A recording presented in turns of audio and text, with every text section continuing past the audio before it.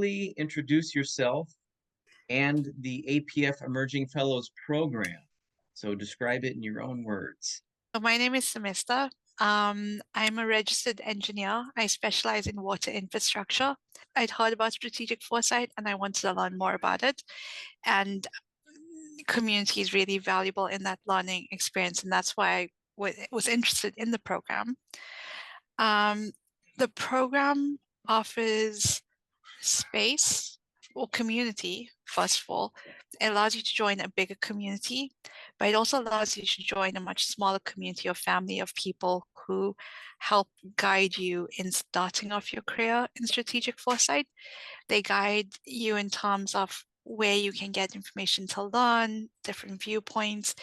They give you a platform to express yourself in your opinions and your own voice. Yeah, and it's been 6 months now, and it's been really cool. Share what motivated you to apply for the APF Emerging Fellows Program and explain how you learned about the program. Um, okay, maybe how I learned about the program.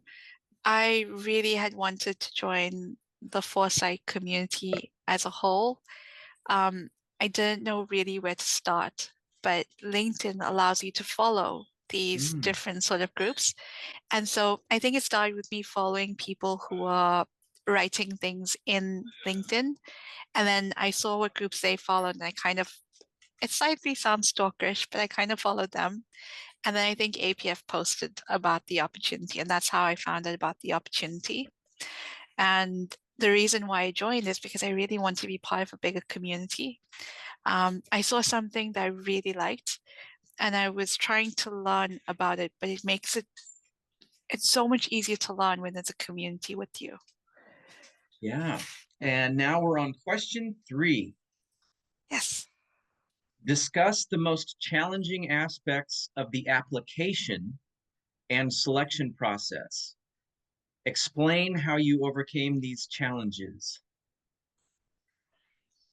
I think the application process included a lot of writing, which makes sense given the fellowship. I think if you get into your head and you try and find the perfect response, or you try and find a response that you think others are interested in, I think that would be challenging. This might have been a blessing in disguise, but I saw the application too late. And so I was writing my application like literally in one go. I literally wrote what was important to me or what I felt was important for me to learn. And even the essay that they had that wasn't personally related, I put down my opinion. And I think that that could be a challenge. You can get inside your own head if you try to overthink it, but to try and be true to your opinions and your ideas and your thoughts, because I think that's what people are looking for. That's great. I admit that I was the same way.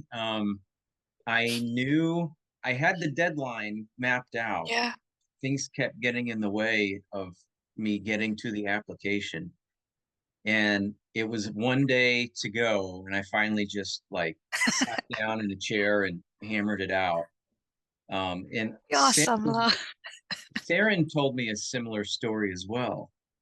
That hers was a last second submission, but um, as one of the people that was involved in reading all of your applications and seeing everybody that applied, it was very difficult. I I can wanted to imagine. accept everybody that applied, aside from a few people that weren't.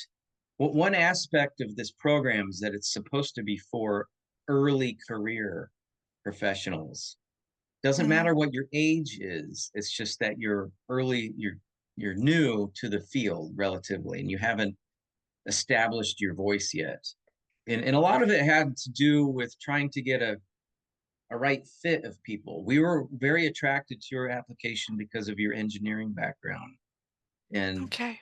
there had not been any emerging fellow, to my knowledge, that had an engineering background like that. The questions for the applications were very interesting to It write is. towards. It is. I began the process by reading everybody's responses without looking at their name or where they're from or anything about them. Mm. Um, and yeah, it was difficult. It was difficult. In Um, something like this, how important do you think is the language used? Did the team adjudicating and put a lot of emphasis on really good English, or was it more about the content? we tried to be very lenient on that because we're trying to be more inclusive, and Yes, you want different we don't cultures and want that to different be such a backgrounds. barrier. Yeah, yeah.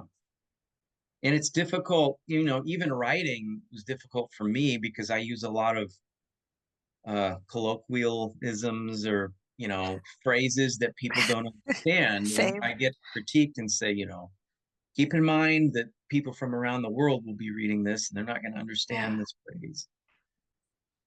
But I think that's also what this fellowship is there for, that mentorship in writing. Yeah, yeah, yeah, it's great. Okay, question 4. uh, Describe the resources and support available to you as an emerging fellow. Explain how these resources enhanced your experience. Okay, so the biggest thing for me, I think I've said, is a community, the larger community and the opportunities that come with that. I didn't see any of these opportunities when I was sitting outside the community. When you're inside it, it just feels like there's so much that we're able to do and be part of. And then there's a smaller family of the other emerging fellows from our year and the years above us and our mentors. Um, we have sessions every month where the older or the fellows who from the previous years sort of take us through literature and ideas and facilitate discussions amongst the group. And then we also have external presentations from people who are very seasoned in the industry, giving us their sort of perspectives on various topics. Driving back to the community, being part of this community has really opened access for me in the last 6 months. Things have changed completely. But I mean, honestly, Seth, it's you have no idea how much I've learned from, like, I mean, you and I've had private conversations, right? And then Mhm, Surin and I, hi, and Ashish and Asma. Every time I speak to one of you, it's just mhm. I see things from a different lens, which I wouldn't have seen before. And Yeah. all of that just adds these sort of layers of richness to what I can offer. Cesar comes from a very political point of view, Mhm, Serene from the leadership. Hiba, she's just leaving academia right now, so she's very much geared into the institutional sort of framework and very structured approach. mhm, Sabrina in education. And just because each person's perspective is very singular to them, the skill sets they use over there and the things that they see from that perspective is still mhm, relevant to mhm. what we're doing. It's just opening our eyes to see it. Yeah, yeah, that's great. Yeah, you did the IFTF program, correct? Yes, yes. Yeah, that's what I remembered.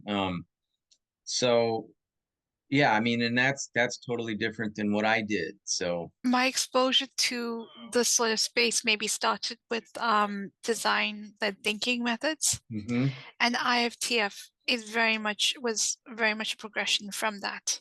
yeah, So I think that was probably one of the best yeah, starting points for me, coming from, you know, a non-creative background.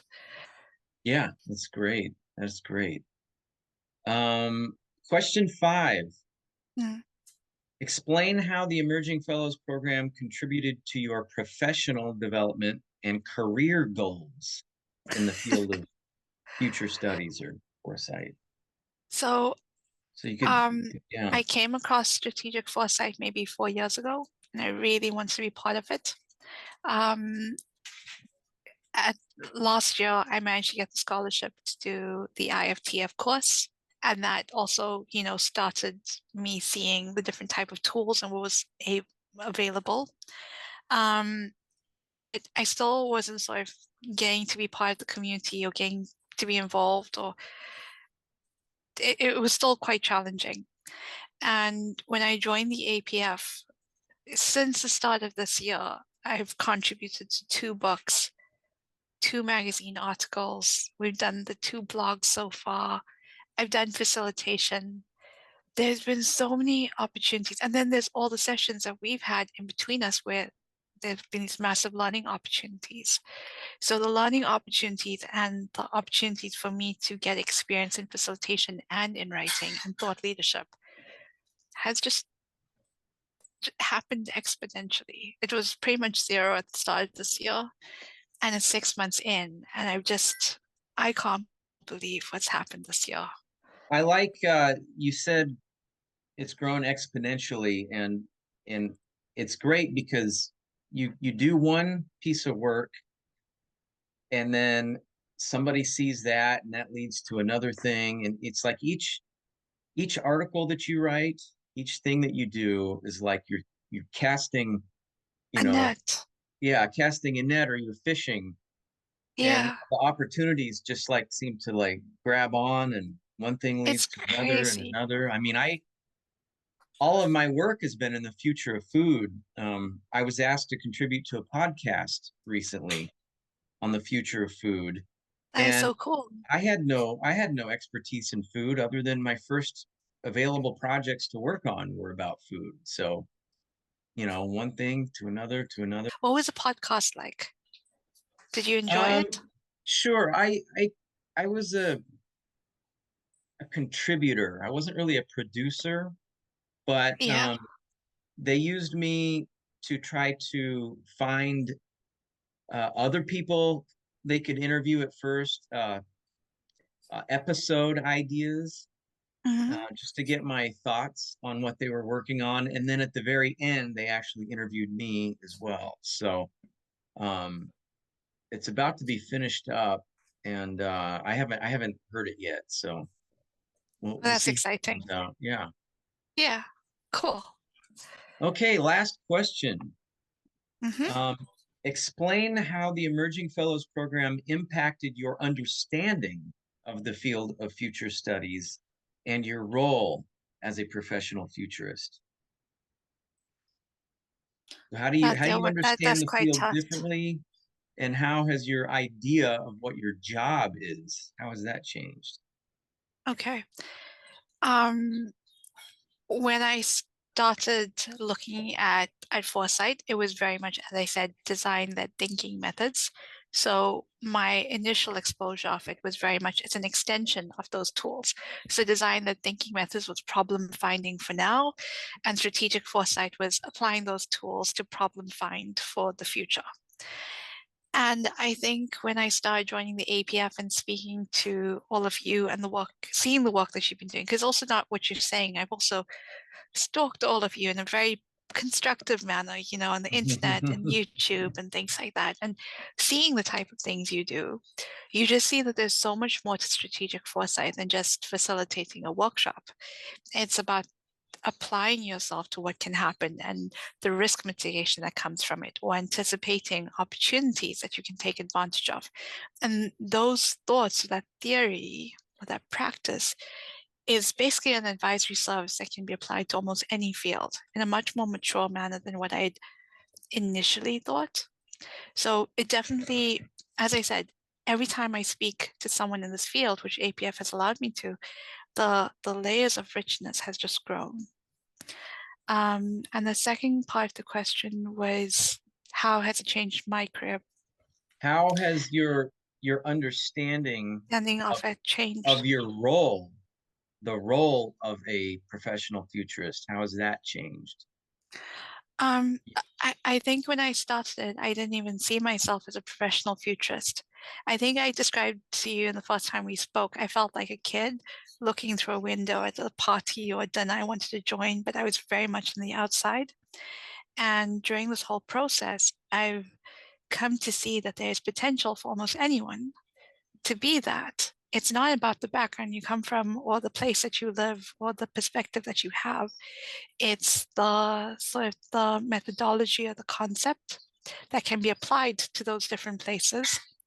And my current career is not tangential to strategic foresight. I now see that I can actually merge the two and offer value into my existing career. And I think also further, as you said, there are not many engineers on the infrastructure side working in the strategic foresight space. So going ahead in the future, I hope that I would be able to add my experiences to further that as well. So I think my role has changed where I don't just feel like an outsider, but I feel like a strong participant of a community that I can build on that communal knowledge. Let me ask you one follow-up. Yeah. Um, the project that you showed me about water, Mhm. how has your idea from before you began that project to when you completed the project, how, if at all, how has that changed your idea of what your role is in as a future thinker in your organization? So since that project really 3 o'clock one morning, I kind of messaged my friends slash client to tell them, why don't we try this? And it was sort of, let's see. But since then, I've applied it on a lot, seeing that it actually works. And then I'm getting value that is implementable in real life situations. So this information is giving them the information they need to operate a water system and to plan better, to put the right infrastructure in. I use similar methodologies for a private banking client to do a water management strategy for them. And generally, when I've done strategy plans before, it's a document that goes on someone's shelf and they might Mhm. implement one or two, and it's quite slow. But using the strategic foresight methods with their team, within the first year, they were down about 30% of implementation nationally. So across all their national branches, they had done 30% of the implementation, which for me was unheard of. But I think a large part of it could be attributed to the methods because when we started off the project, I used backcasting methods to try and understand what a positive future looked like for them, what they would be proud of if they came into their building 5 to 10 years from now. And also in 5 to 10 years' time, what were they afraid of? What were they anxious would happen? And we use that to create their goals, not buzzwords or not what's trendy for now. We use their hopes and fears and ideals to create their goals. And so I think a strong motivation for why they're doing so well in the implementation of it is because they truly believe in what they're striving towards. Well, this has been a great conversation. Yeah, it's good to Glad catch up.